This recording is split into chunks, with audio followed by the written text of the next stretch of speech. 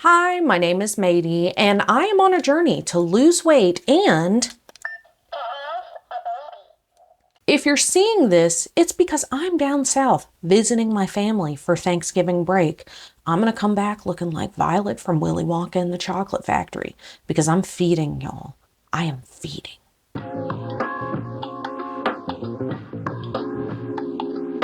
So I've heard these called like virtual big sister talks, and I wanted to give you guys like a virtual big sis talk. And this was a requested topic, so we're going to get into it.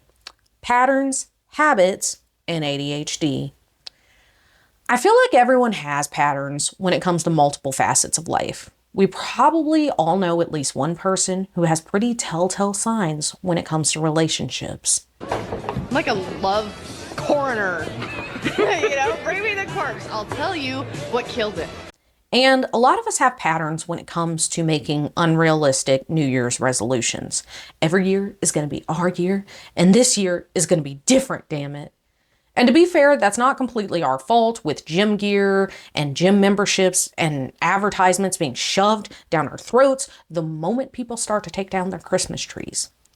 And I think the worst part is that for the most part, by February, all of these ads are replaced with things about Valentine's Day and jewelry and chocolate because they already know that a lot of us have given up by February.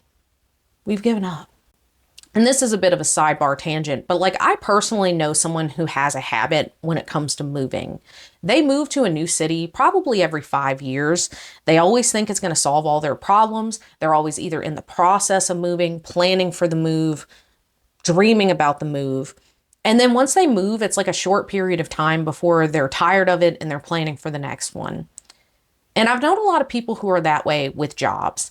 They hate their job. They hate every job they've ever had. They dread their job every day. They look forward to the day of quitting. When they finally do quit, there's that brief relief.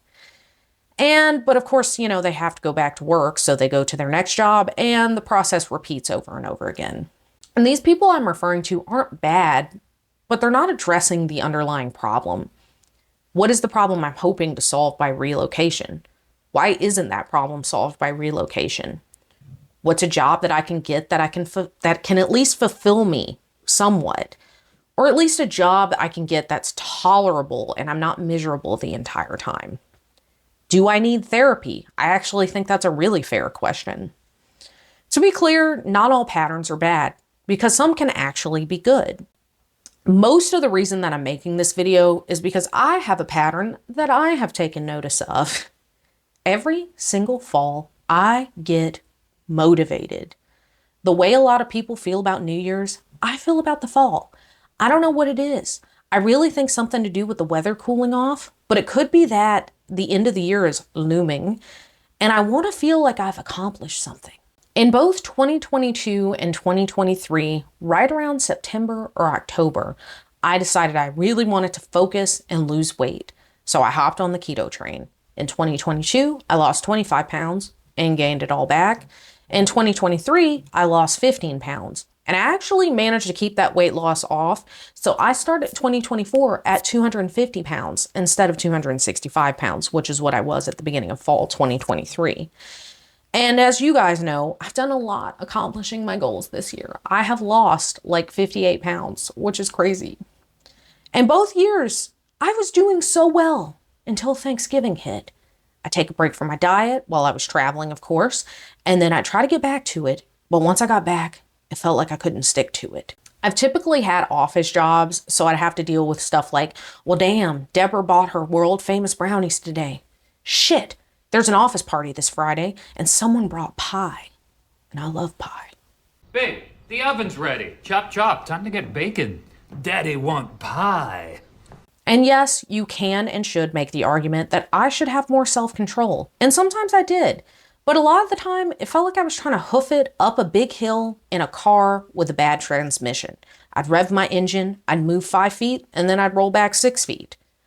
Eventually, I'd give up keto and go back to eating junk and usually gain the weight back. This year was a little different because I was already practicing good habits when fall rolled around. And it wasn't until I was 2 weeks into my running challenge and a week into my no added sugar challenge that I realized, hold up, I'm doing it again. The fall vibes have hit and I can't stop them. nor do I want to. Step 1 is to acknowledge the pattern. There she is. Patterns are kind of like eating a bag of chips or maybe some popcorn on the couch while you're watching TV. You're just kind of shoveling it in there with reckless abandon. You're not paying attention if you're full, no hunger cues. You're just eating. You're just feeding.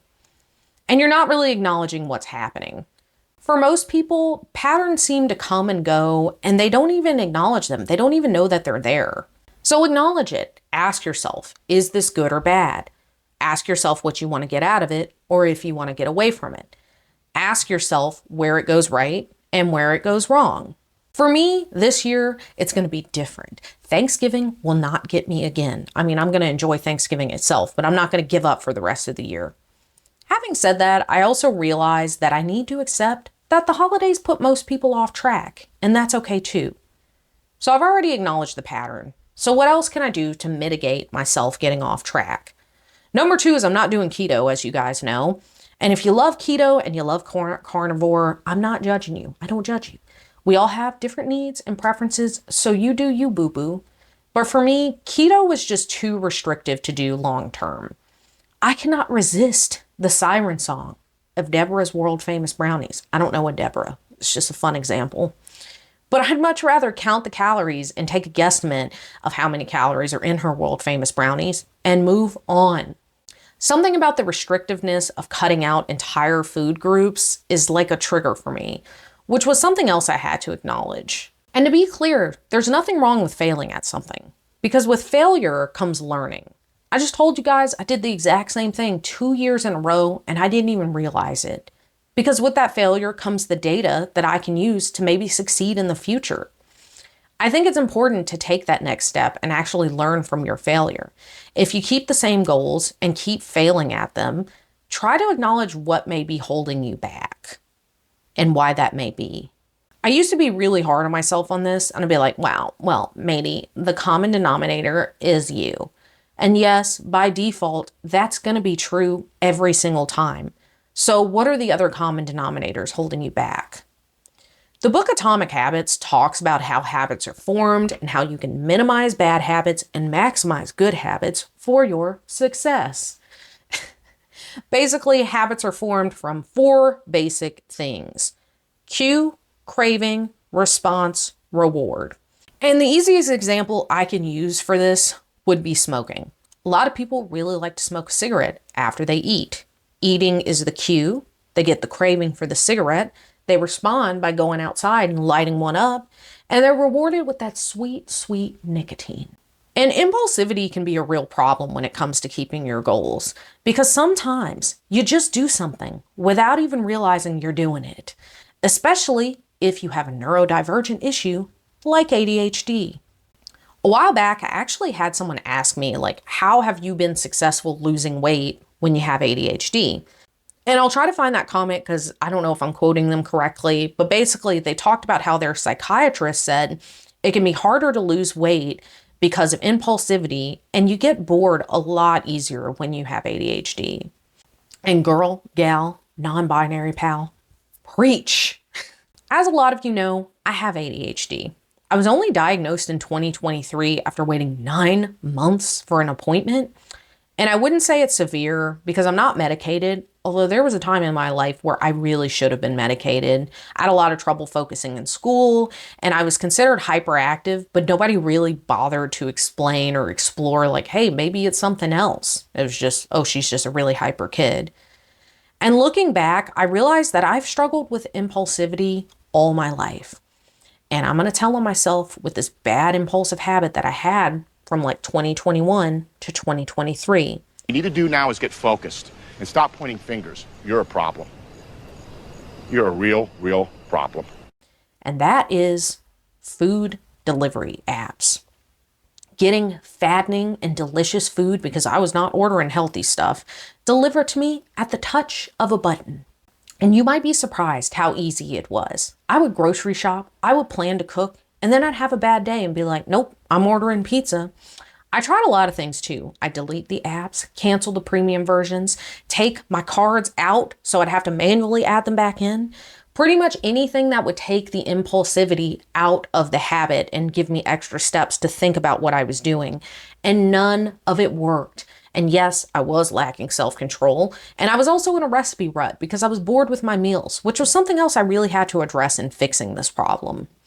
Henry and I would even have, mature conversations like, hey, we've got to stop. We're gaining weight. We aren't going to save money this way. But it just felt like we could never commit. And to be fair, whenever you have a partner that's very similar to you, you guys tend to indulge each other because that's definitely us. We do. Sometimes we set each other straight, but a lot of the time we be subscribing to each other's newsletters, if you know what I mean. Then one day in 2023, probably the fall, because we've already established my track record here, we sat down and I was like, how about instead of stopping cold turkey, we set a truly realistic goal first? So we did, and it was weird, but it worked. Basically, we put $300 a month on a Visa gift card toward restaurants, and once we were out of money for the month, we were out. No more until the next month. And the act of putting the money on the gift card was a bit of a hassle, and it was a little embarrassing to pay on it when we actually went out to eat as well, which actually kind of helped too. I really think it was the mindfulness of doing it that helped us. We only had to do it for 2 months before the habit was well and truly broken, which is awesome. Sidebar, there's actually another YouTube creator on here named Sarah Strong. I've mentioned her before. And I actually mentioned this solution on her channel when she was having a similar issue. And someone commented back and they were like, wow, imagine the vacation you could take if you could just save 2/3 of that every month. And I'm not gonna lie to y'all, I got sassy back. I did. But my point in mentioning that is that a lot of people would be like, that is a crazy solution. Spending $300 is your realistic step to stop ordering delivery? Really? Really? But you know what? It worked. So don't knock it till you try it. And yes, me and Henry do still go out to eat. Once, maybe sometimes twice if we're having a bad week. But we don't order delivery like we used to. In fact, I would say we turned going out to eat back into the thing that it is supposed to be, a time of bonding and a special occasion type of thing. And it took that baby step in between me and my goal to actually help me get to my goal instead of me trying to leapfrog across to my goal. And for me, and this is my issue with ADHD, getting bored is a real problem. And for a while, I would be like, well, maybe you're just lazy. And that's kind of true. I'm just kidding. Well, kind of. Again, it was me sort of beating myself up and realizing that instead of trying to change who I am at the core of me being a person, why don't I just work with myself? So I'm constantly changing up with the workouts that I do, depending on what I'm interested in and what my goals are. I want to do juice and Toya because I wanted these gains. I don't know which you can see, if you can see anything, but I do feel like I got some gains. I wanted to lift muscles. Jesus Christ. I wanted to lift weights, and I saw they had a fair amount of dumbbell workouts. I started running because I wanted to improve cardiovascularly and get winded less easily when I'm doing other cardio stuff. And while I don't change my diet all the time from calorie counting, I do a fair amount of food and vegetable related challenges on YouTube, which means I'm always looking for new recipes because who wants to see me cook the same thing over and over again? And I'm always interested in what I'm eating because it's new and interesting. This year, YouTube and all of you guys became my accountability partner. And I am so grateful for all of you. So I guess if I had to give a thesis to this video, like I'm in college again, instead of working against yourself, work with yourself. Okay, this whole video was a little wonky, I'm not gonna lie, it was a little all over the place. I'm not even sure I made the points that I was actually trying to make. But if you got something out of it, if you liked it, I hope that you'll like, comment, and subscribe because the YouTube wizards love that stuff for the growth of my channel. And as always, I hope you guys have a great freaking day. And I hope you had a great Thanksgiving. If you celebrate that, hope you ate a lot of good food. Hope you ate a lot of good food anyway. All right, that is all from me. Bye. Bye.